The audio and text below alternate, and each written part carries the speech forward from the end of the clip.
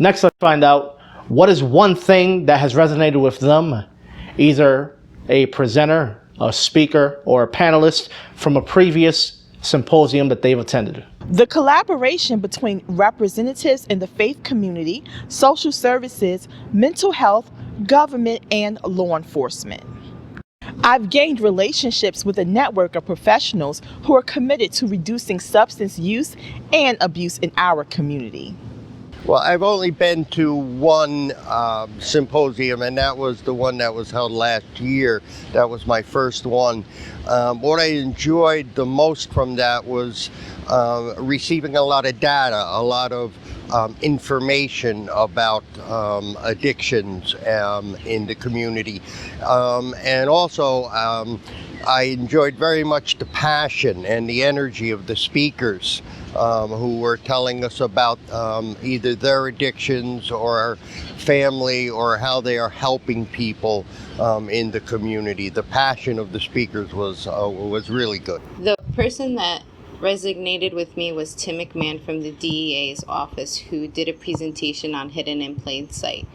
This showed the faith-based leaders a visual demonstration of how youth and adults hide things in plain sight, such as drug and alcohol, and gave them the perspective of what to look for in their community. I believe it was one of the things that has resonated with me. I believe it happened in 2018. We had a speaker, Laverne Williams, who spoke on mental wellness.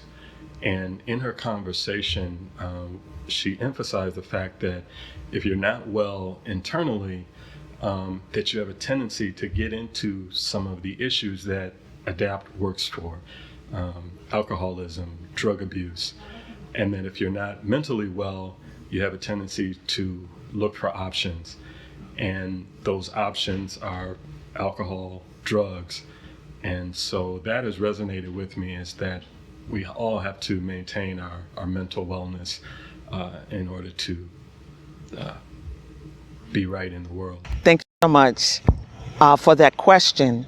I have been part of ADAPT, I think, since 2016, 2017. And the speaker that I most enjoy is our manager, Joel Torres. And the reason I resonate and remember Joel so well is because Joel would get up and he would give a synopsis of what ADAPT was all about. And I would record him so that I could send that information to people so that they would know what ADAPT was all about and they would know what ADAPT was trying to do.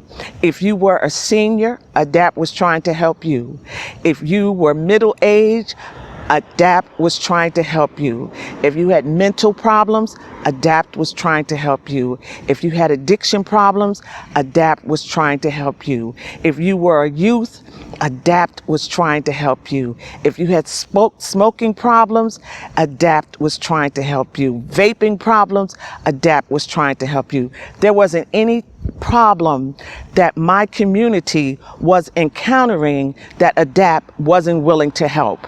And that is what resonates with me the most, is that ADAPT is there and they're ready.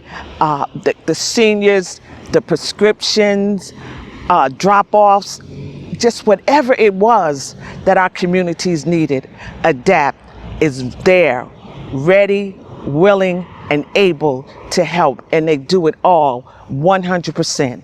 And for that, I'm truly grateful. One symposium that I remember resonated with me really well was, I believe it was the year 2018.